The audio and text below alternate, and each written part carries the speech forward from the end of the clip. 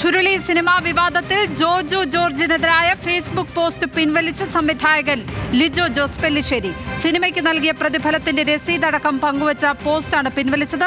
സിനിമയുടെ കരാർ പുറത്തുവിടാൻ ജോജു വെല്ലുവിളിച്ചിരുന്നു.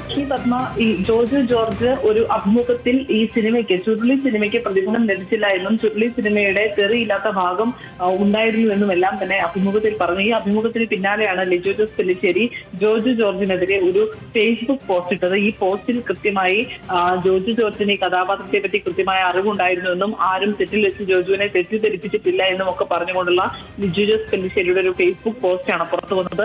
ആ പോസ്റ്റ് പുറത്തു വന്നതോടെ ഏറെ വിവാദങ്ങൾ ഉണ്ടാവുകയും പിന്നീട് ജോജു ജോർജ് വാർത്താ സമ്മേളനം നടത്തി വിശദീകരിക്കുകയും ഒക്കെ ചെയ്യുന്ന സാഹചര്യത്തിലേക്ക് എത്തിയിരുന്നു. ആ പോസ്റ്റിൽ ഒപ്പമുണ്ടായിരുന്നത് ജോജുവിന് നൽകിയ ഒരു പ്രതിഫലത്തിന്റെ ഒരു ബില്ല് കൂടി ഉണ്ടായിരുന്നു, രസീത് കൂടി ഉണ്ടായിരുന്നു. ഇതടക്കം പങ്കുവെക്കുകയും ചെയ്തിരുന്നു. എന്നാൽ അന്ന് ജോജു ജോർജ് വാർത്താ സമ്മേളനത്തിൽ പറഞ്ഞത് അങ്ങനെ ഒരു തുണ്ടു കടലാസ് മാത്രമല്ല, ഈ സിനിമയുടെ എഗ്രിമെന്റ് പുറത്തുവിടാൻ ജോജു ജോർജ് വെല്ലുവിളിക്കുകയും ചെയ്തിരുന്നു. ഇതിന് പിന്നാലെ 2 ദിവസത്തിനിപ്പുറമാണ് ഇപ്പോൾ ലിജോ ജോസ് പെല്ലിശ്ശേരി ഈ പോസ്റ്റ് തന്നെ പിൻവലിച്ചിരിക്കുന്നത്. ഈ സാലറിയുടെ വിവരങ്ങളടക്കം ഉൾപ്പെടുത്തിയിരിക്കുന്ന രസീതടക്കം പങ്കുവച്ചിരിക്കുന്ന പോസ്റ്റാണ് ലിജോ ജോസ് പെല്ലിശ്ശേരി ഇപ്പോൾ പിൻവലിച്ചിരിക്കുന്നത്.